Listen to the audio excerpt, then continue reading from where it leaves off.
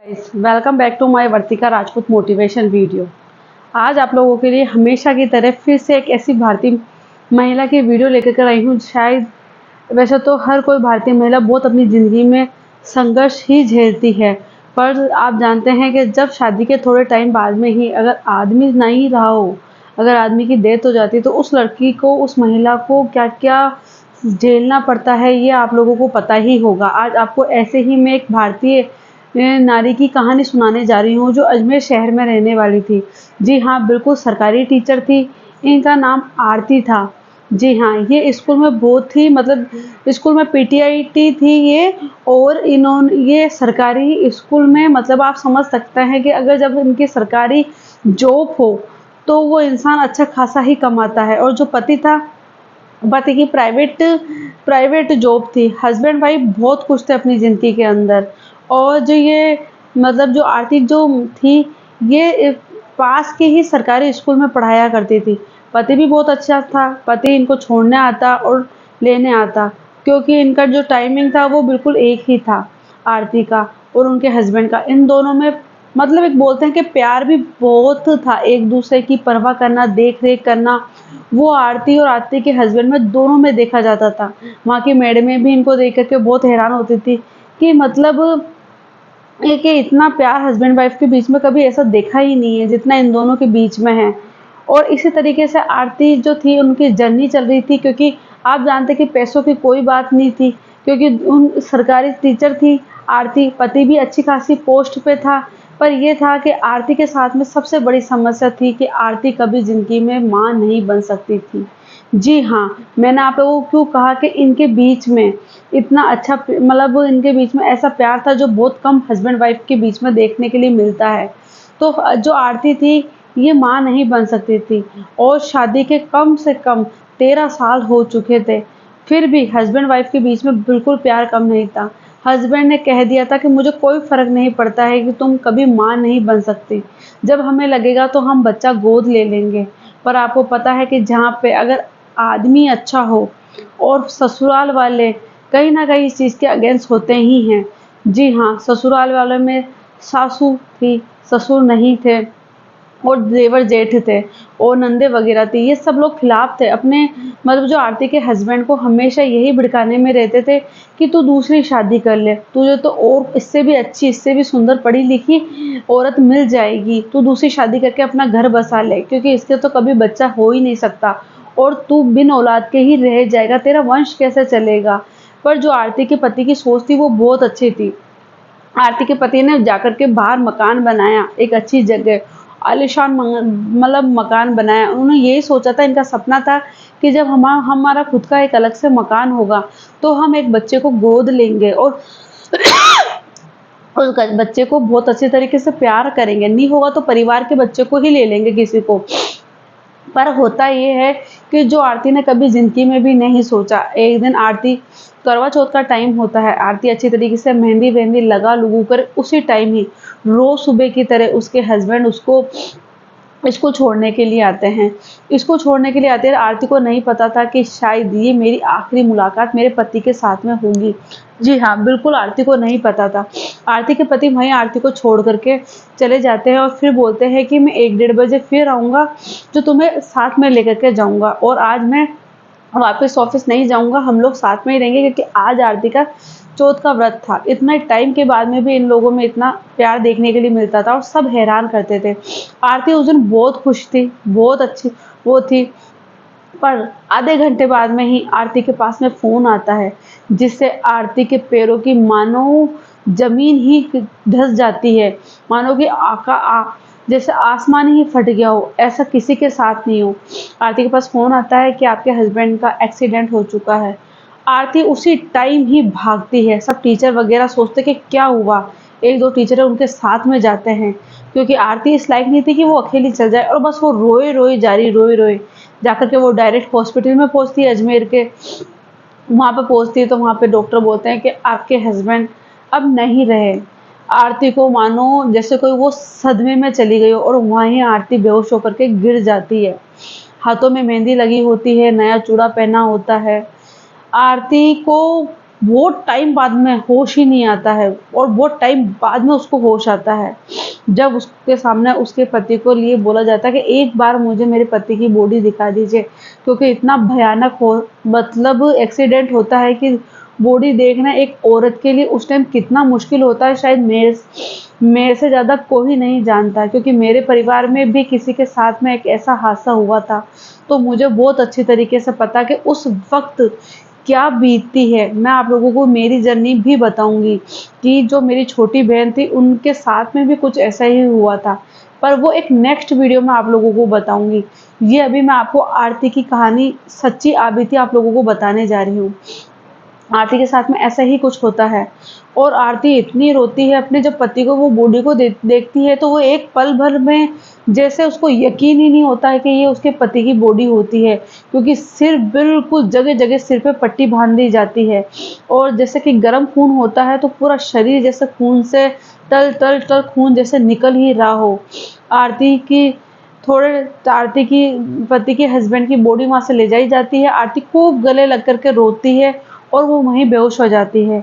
उसके पति का दाह संस्कार हो जाता है, कुछ टाइम बीत जाता है, पर आज आरती इतने सदमे में चल गई थी, इतने सदमे में चल गई थी कि आरती 6 महीने तक स्कूल नहीं गई थी, और वो बिल्कुल डिप्रेशन का शिकार हो चुकी थी, क्योंकि वो अपने पति से इतना प्यार करती थी, इतना प्यार करती थी कि वो मेंटली पागल, वो यकीन ही नहीं कर पा रही थी कि उसके हस्बैंड भी है नहीं इस दुनिया में। उसको यही लगता कि ये कुछ सपना है। और आरती का इधर से ही सास का, देवर जेठ का, ननद का टॉर्चर स्टार्ट होने लगा था। वो भी आपको इस वीडियो में देखने के लिए पता चलेगा।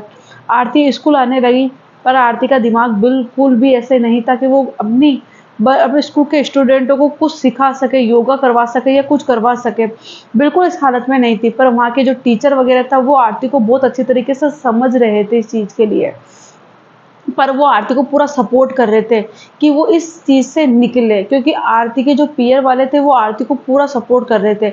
आरती के जो पीयर वाले थे वो बहनें वगैरह वो टीचर वगैरह में सरकारी ही नौकरी करते थे और पूरा सपोर्ट करते थे। कुछ टाइम के लिए आरती को वहाँ पे भी बुलाया गया कि थोड़े टाइम के लिए तू यहाँ पे आ जा।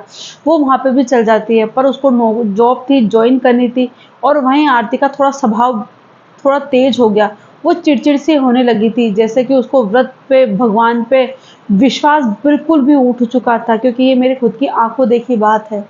जब मैंने उनको देखा तो उनका स्वभाव इतना चेंज हो चुका था कि लग ही नहीं रहा था कि वो पहले वाली टीचर है। उनको जैसे बोल दिया वो चुपचाप सुनती रहती है, अगर उनको बोलना होता तो वो बहुत तेज बोलती। पर यही ससुराल वाला का जैसा अत्याचार स्टार्ट हो गया।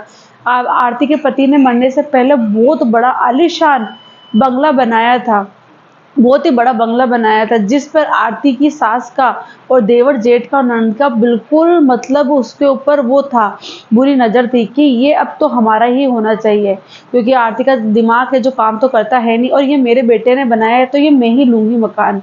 और आरती इतनी थी कि वो उन चीज़ों से लड़ नहीं पा रही थी। आरती के ऊपर केस कर दिया गया कि ये मकान मेरे बेटे का तो हमारा होना चाहिए।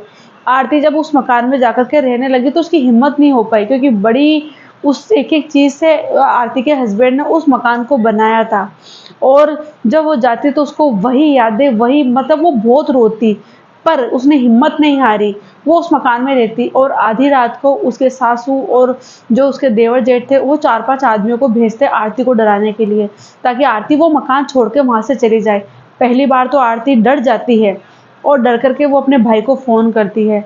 भाई कुछ टाइम के लिए वहाँ आकर के रहने लगता है। आरती का मकान इतना बड़ा था कि आरती उस मकान के इतने बड़े को सँभाल नहीं पा रही थी। तो वो नीचे-नीचे के पूरे पोर्शन को ताला लगा कर के ऊपर सिर्फ़ 2 रूम, किचन था, लेट बाथ था, इसमें ही रहती। पर उसको बहुत डर लगता कि कभी मेरी सास, मेरे देवर जेठ मुझे मारने के लिए किसी को भेज ना दें। और 1-2 बार आरती को मतलब डराया भी जाता है, और आरती इतनी डर जाती है कि वो उस मकान में जाकर रहने में डरती है। तब आरती का भाई उसको सपोर्ट करता है। तब आरती का भाई बोलता है कि मैं तेरे साथ रहूँगा, और आरती का भाई उसके साथ रहने लगता है। पर आरती के भाई एक दिन जब कहीं गया था तो उसके ऊपर भी हमला करवा दिया। आरती बहुत डर गई कि मैंने मेरे पति को तो मतलब वो कर चुकी हूँ, पर मैं अपने भाई को नहीं खो सकती। और फिर एक बार वो सोचती है कि ये मकान मैं उनको दे दूँ, पर उसके पास वो उसके पति की याद थी, बहुत जो उम्मीदों से उसके पति ने बनवाया, फिर उसने बोला कि अब मैं इनके खिलाफ कुछ ना कुछ करूँगी। तब जाकर के वो खुद केस खुद करती है कि ये मुझे मारने के लिए गुंडे भेजते हैं, ये मेरा मकान हथियाना चाहते हैं।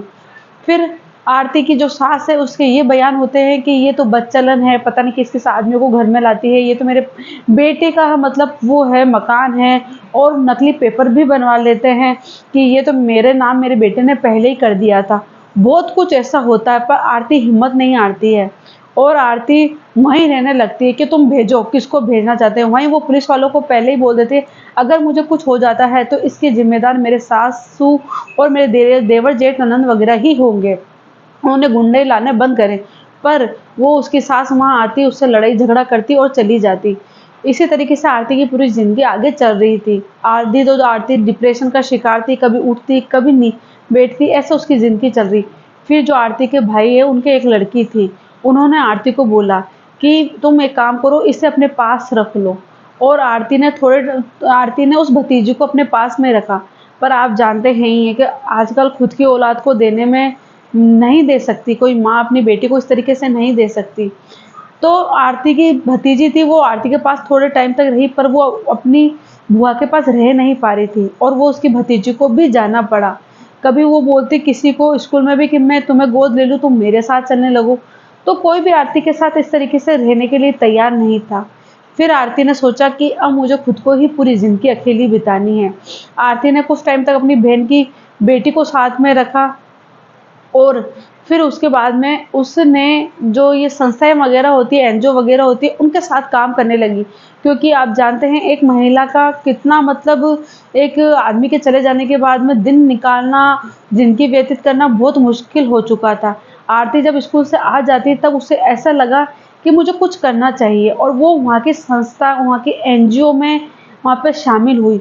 वो उन महिलाओं की हेल्प करती थी, जो महिलाएँ अपने सास-ससुर के अत्याचार से पीड़ित हो, जो अपने पति के अत्याचारों से पीड़ित हो, वो उन लोगों की बहुत ज़्यादा हेल्प करने लगी। इस तरीके से वो अपना दिन उसमें बिताने लगी और इस तरीके से उसकी एक पहचान हुई और उसने कई काफ़ी लड़की महिलाओं की मेहनत मतलब महिलाओं की इतनी ज़्यादा मतलब वो करी कि खुद वहाँ के समाज में उसकी वो होने लगी, वहाँ की औरतें उसे जानने लगी। कोई भी अगर मुश्किलें होती तो आरती के घर पर आती कि अब हमें क्या करना चाहिए, हम क्या करें, क्या नहीं करें।